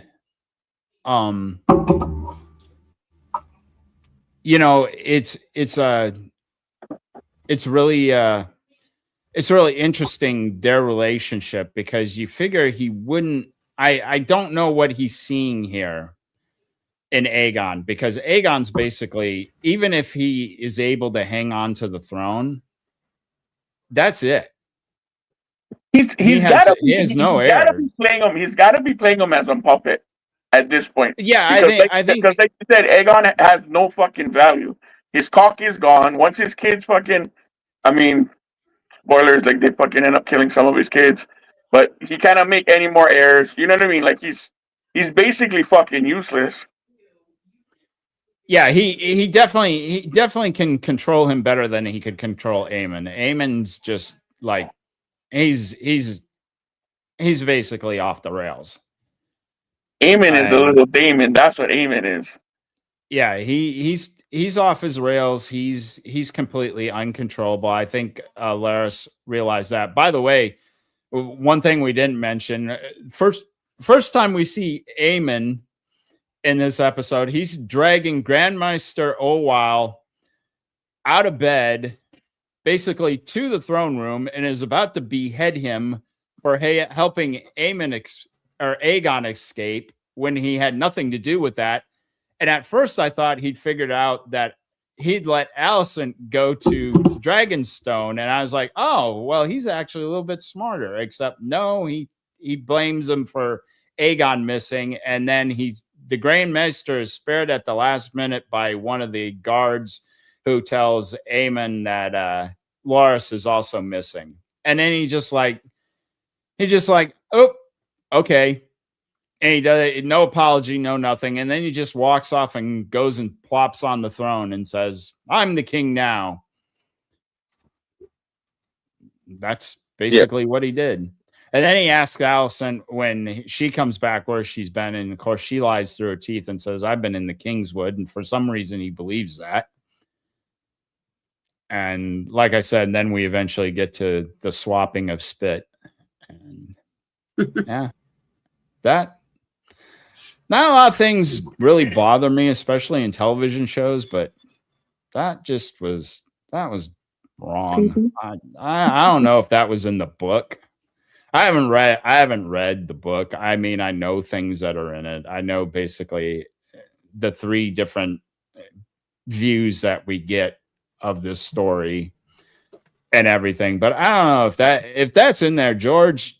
You're a little bit more off your rocker than I already thought you were, because there was already some weird stuff going on. I mean, you had the brother sister stuff, and they weren't even Targaryens. He's not playing I with the full mean, deck. oh, definitely not. I mean, he's got unresolved issues somewhere. Somebody did something to him. Somebody did something to him. But yeah, that was the gist of the episode. Like I said, I think I'm not quite as upset as Beast, but I was disappointed with the episode. I thought there was some really stupid stuff in there.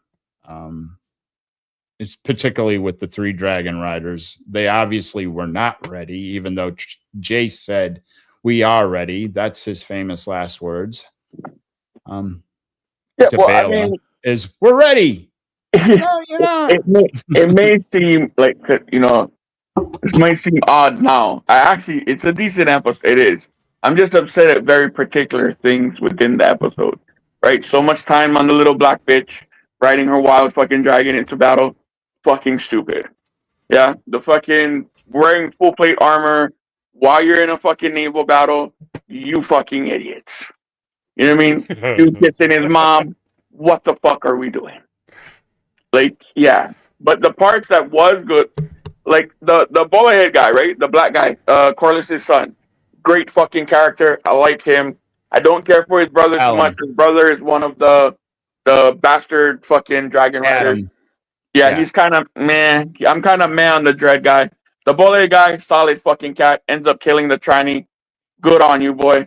I really wish we saw more of the Greybeards and that part of it. Like, I don't know, at least a fucking raid, or like them at least killing the guy. Like, they came with the head, right? They could have showed him at least cutting the head off or something. I don't fucking know. You know, I don't know. Well, I think what they were trying to do initially is like a little bit of misdirection and try to convince us that that we were about to get another fight. I think that's why they did it the way they did it. And then, you know, and it's over as soon as you see one of the banners, because you see the direwolf banner and you're like, oh, those are the Starks. So, you know, they're on the side of Rhaenyra, so this is all good. But I think they were trying to build up a little suspense for possibly another confrontation there. I think that's why they did it. And if they did it your way, Beast, well, we know what's going on.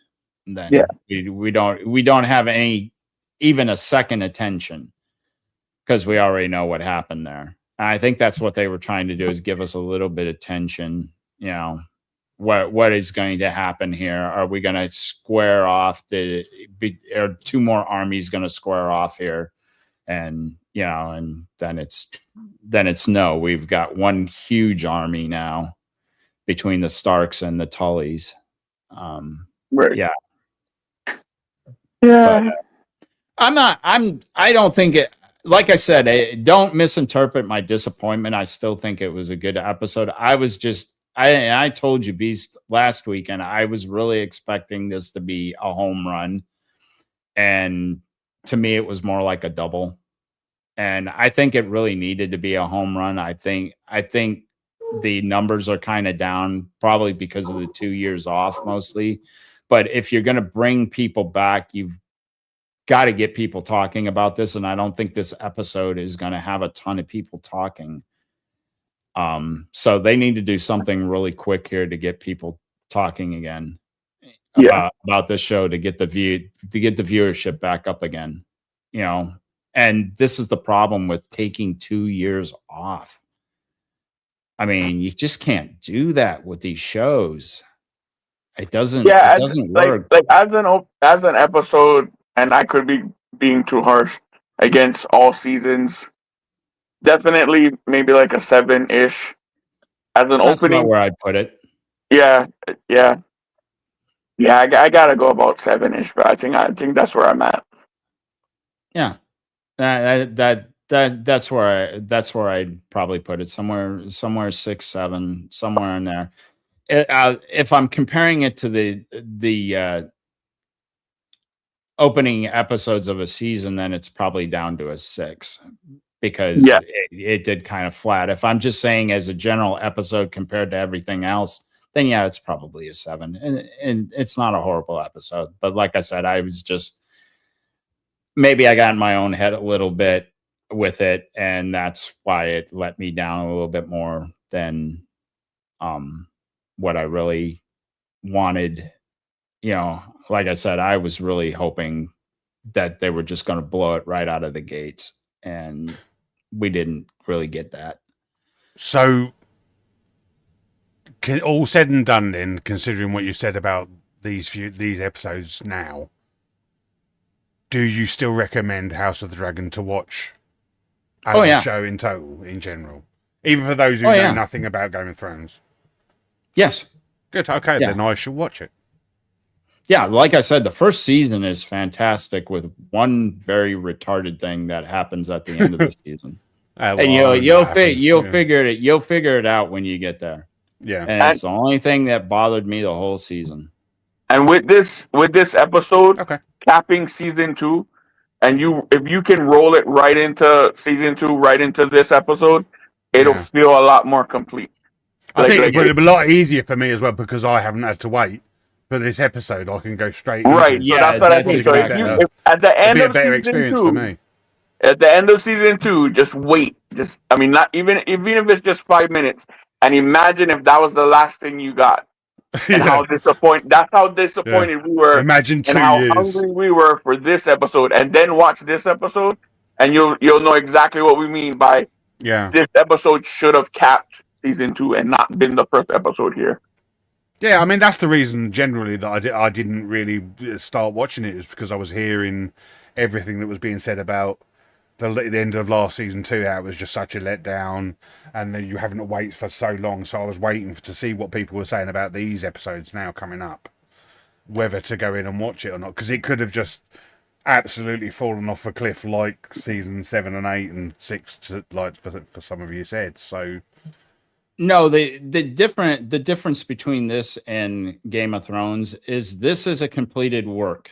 Yeah. So there is no excuse. Obviously, they're not.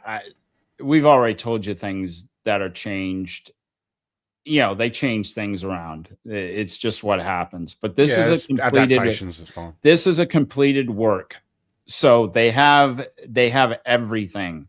So there shouldn't be the problems that Game of Thrones ran into after season 5. Yeah. Because they were completely on their own. All they had was a basic knowing where they were going, what the end was. That's basically, but they didn't really know how to get there, and it's quite evident after. Well, they'd frozen George out by that point. Yeah. Well, and George was gone. I think he was getting a little spooked by he was because I think starting in season 5 you started hearing more chirping, and George can't really handle people coming at him at all. And and he likes the fresh new thing. Yeah. And right now the fresh new thing is A Night of the Seven Kingdoms. And which is very happy. Show. Yeah, and he's very happy how that went off for the first season. So that's the brand new thing. And like I said, he doesn't really have to come back to this. They can get to the end, and he doesn't need to have to do anything with it. And that's why we're never, Gary says we're never getting, wins a winner, or I forget what the damn last book is. No, something spring or something. I don't know. I don't know. It doesn't matter because we're not getting them. Because he's distracted. He's distracted now. He says he's got like 10 for A Night of the Seven Kingdoms. He says he's got 10 books in him, 10 of these short stories. So he's got 10 seasons. He's already written 3, and he's continuing to write. So Do you think he's actually already written it?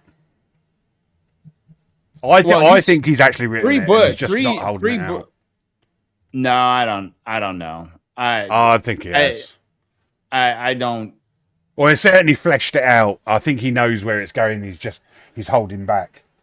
Well, we'll find out when he dies, because if it's all fleshed out or something, somebody's gonna put those books to print. Yeah, I think if he dies, it will get ghostwritten, but basically it will be more or less the completed manuscript, give or take a few little bits and pieces. Yeah, that'll definitely prove if he's done. If he's done it and he's just not releasing it because he got so much flack for 7, particularly for 7 and 8. Everybody just hated the way that ended between the Night Walkers and who ends up on the throne. Everybody was just like, I'm on that theory that is actually what he wants to do, and it caught so much heat and so much fucking backlash by not only general audiences but the hardcore fans that he had to go and tweak shit, because that's where he was going generally, at least. And the general audiences didn't like the visuals of it either. Like, you couldn't see anything in one of the battles at night, and this is what everything I was hearing from, like. Well, why the fuck is that little fucking twat killing the Night King any fucking way? That was clearly fucking Jon's kill. What the fuck was? And no, listen, I love fucking Arya. Okay, Arya's a bad bitch. I love that little broad, but what the fuck is she doing killing the fucking Night King? That's not your fucking tribe function, bitch. Calm the fuck down. Sit down and fucking be humble. Yeah. Well, and you had actually a good moment there with Greyjoy and with Bran. Yeah. Just before that, and her killing the Night King just totally ruins that moment. You have that thing where Bran tells him, "You're a good person," which he probably hadn't heard in a very long time. And, and it's coming from Bran, and that's someone who knows everything that you've done, and he's aware of that. So for Bran to tell him that he's a good person, it completely, heals everything that he's done. And then, he gets killed. So, at least he goes out with that. But yeah, and then, like you said, then Arya kills the Night King, and the moment's ruined. And that was like, even if you followed just the show and you weren't, because the books ended and Jon dies and he didn't come back, right? That's where the books kind of tweaked up. So, that was if you follow it just the show, that was clearly Jon's kill. Like, Jon was supposed to kill the Night King. Like, everybody is like, okay, that's Jon's fucking kill. And I don't know. You had him fucking playing hide and seek with the zombie dragon. What the fuck are you doing? Well, they were trying to make it sound like Jon didn't want the throne to begin with, and so they were trying to he doesn't want it, so we're going to give it to someone else. It's like, I feel like if they had written it in a way where Jon really did eventually came to terms with going on the throne, sitting on the throne. I think Jon was always destined to be the king beyond the wall. Yeah. They set it up from the beginning, the whole point of him being a bastard and then taking the throne and everything, and then to kind of feel sidelined by everybody else, all the women. Yeah. All right. I'm hard out, guys. I really appreciate this. Yeah, this we're about to hit out. Macarah, I apologize for not the blood of Zeus. We will definitely. No, it felt kind of bad. We kind of steered away from there with other stuff. We'll just do a long form of it next week. That's fine.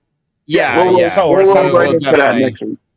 we will definitely get that next week because it is a good show. I'll say that much. So I'm out, guys. Thank you very much. All right, brother Rohlin. Catch me tomorrow on Monday Night Meltdown. Always fun. And catch Roland's video. It's out now as well about Supergirl. Catch my videos. Catch me on X at Rohlin the Wretched, because like I said, Elon Musk is a cheap bastard who won't give me 2 more letters. And that's it. See you next Sunday, guys. See you All right, next my week. brother. Good evening. Take care. Yep. All right. So let's roll right into the rest of our intros. Miss Macarah, as you said, we are sorry that we didn't get to the blood of Zeus, No, you're okay. but we will get to it. I don't like Hera. I'll say that. I'll do a little on it. Like I don't like no, because listen, I love Greek mythology, and that's not her character at all. She wouldn't stand to Zeus like that, because he'd stomp a mud hole in her chest. I mean, that's just the way. Her game is behind the scenes, and the jealous wife, and wanting him to be with her, and the way she kind of tries to big dick him. I mean, I did like that she had to bring Poseidon in because he's obviously one who could challenge Zeus. They're kind of all like a trifecta, him, Zeus, and Hades. But that whole thing where she's kind of talking back to him and shit, like, nah, he would have popped her in the mouth. For sure. Spoilers. Yeah, it's been like the first. I'm literally 3 fucking episodes in, okay? I'm only 3 in. I've just finished the 3rd episode. But yeah. So that's a little teaser for next week, y'all. Blood of Zeus. Yeah, y'all I'm in the looking forward chat, to go that. check it out. It's actually, I mean, I like the animation. The voice Yeah, I do. acting is on point. Yeah. The story is cool. Like, I mean, it's a typical Greek god fucking around with a woman and making a demigod kid. But I like it. Yeah. I like the way they're doing it. And yeah. So Spider, what we got coming up? What we doing, man? What's going on? He is You're muted. muted. No, just keep Muted. it- Muted. We'll be back tomorrow for the Monday mashup at 8 p.m. with Graham Rollins. Well, is that all we're doing tomorrow with Graham? We're just talking with Graham, just random stuff. We're Spider? doing verses tomorrow, aren't Yeah. we? Grand Prix. Le Mans. Yes, I'm sorry. Tomorrow. Yeah. It's the verse. Sack him! Here and everybody else will be here. Pigeon's excited because Pigeon wormed his way on it. That's why. I'm just trying to work out whether I can do a late night, and I think it should be fine. We're trying to give him the like round, like, come on, guys. Here we go. I thought that was a bad mosquito joke there. Miss Macarah, how are you doing, sis? Let the people know where they can find you, what you be up to, and where you be at. Well, I may have to slow down a bit with the YouTubing just because I have to look for a actual job for some financial stuff going on. But I will still be doing my Wednesday shows with Real Talk and over here on Sundays because Sundays are pretty much my free days. So hanging out with y'all, and that's pretty much it. Yeah. You heard that? She's with us instead of looking for the job. That's how much we matter. She loves us. That's why she's here with us every Sunday. Yeah, buddy. All right. Nah, I feel that, sis. Man, me and Donna, bro, we be working out in these streets, man. Getting that paper. Yeah. Donna, you gotta premiere that penguin, the penguin thing I made for you one day, bro. That shit is hilarious. When you got the controls, handle it.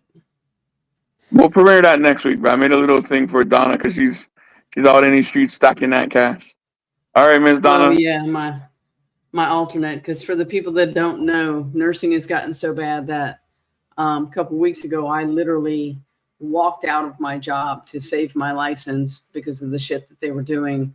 So I came home that morning and signed up for DoorDash. So now my second job is DoorDash. Look To at be fair, you probably make more money doing that. Oh no. I make bank as a nurse. Let's not lie. But but I was waiting for my background check to come through for my current job. So yeah, I took a door dashing job for a couple weeks. That's fair. So yep. Our little wounded penguin was out there slanging fucking DoorDash deliveries, bro. I still do. Yeah, buddy. It's an easy way to make money and not see anybody because everybody says leave it at the door because they're afraid I'm an axe murderer or something. As long as you don't drive up on their lawn and then, just drop it off and then drive I'm out. better than that. So listen, for all of y'all in Jay's Patreon who are seeing pictures, Donna looks like the sweetest old lady, bro. Okay? Despite how she sounds, and how she Wow. talks to me on stream specifically, so picking on me. She does. She's the sweetest lady, but I would never think she's an axe murderer. She might That's poison your probably food. one of the sweetest backhanded compliments I've gotten in the last couple of hours. What was backhanded about that? It's got passive aggressive down to a T. That and Sweetest old the lady? sweet little old lady thing. Yeah, that just reeked of fuck you. You negged her. Anyway, Whatever. You know what? This is what I get. This is what I get for being nice. Ha! wow. We'll just give you guys some boxing gloves and let you go at it. Oh, dude. You don't even know. All right, Pigeon. What you got going on, man? Where you be at? What you doing? Nothing much. I've just downloaded Grand Prix and Le Mans, so I've got to watch them tomorrow before we come on. And then we're going to try and sort out this streaming thing, so I'm going to try and sort that out as well. I think that's the way I'm probably going to go. I've still got a video I'm editing at the moment, but I'm not going to say anything about that until I drop it about it. But it is about a game that's really bad because I've now completed it. But I'm going to drop that probably about 2 weeks because I've got to learn how to flip and edit properly. But other than that, I'll be on with you tomorrow, and then I might pop in on Thursday and say hello. But other than that, I'm looking for things to find. Mego, it's a turn of phrase. Old lady, it's a turn of phrase. Like I say, old boy all the time. You know what, bro? All you heifers need to stop picking on me. That's what y'all need to do. Okay? They're talking. You know what happens to people who say stop picking on me, don't you? Some guys instead of saying girlfriend, they'll say, "Hey, that's my old lady." You know. That's what I'm. Yeah. That's what I'm saying. In Britain, we say We're bird. not even going to use that reference in reference to me and Beast because God knows what the internet will do to that. All right, y'all.